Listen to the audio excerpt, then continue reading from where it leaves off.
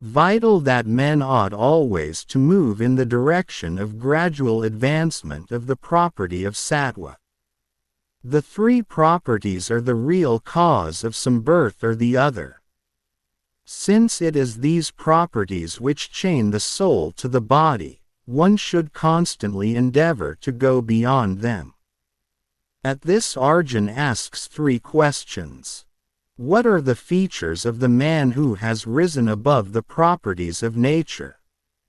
How does he conduct himself?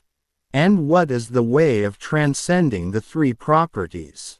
Replying to the queries, after elaborating the attributes and mode of action of the man who has liberated himself from these properties, Yogeshwar Krishan points out that he who remembers me with unflinching devotion, thus adopting the yogic way, rises above the approach of the three properties.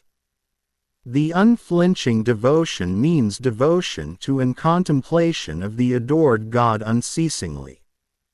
And yog implies remaining totally untouched or uninfluenced by the pleasures and pains of worldly union and disunion. The method of putting it into practice is known as karma or action. That act which leads to the culmination of yogya is karma or action. Through undaunted devotion and the practice of the ordained action, niyat karma, alone a devotee goes beyond the grip of the three properties and then becomes one with Brahm, the Supreme Being.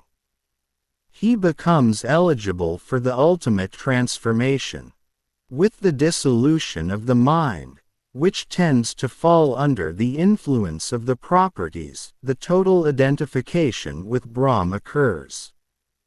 This is what may be called the actual, kalp, or complete transformation. No one can go beyond the properties without spiritual practice.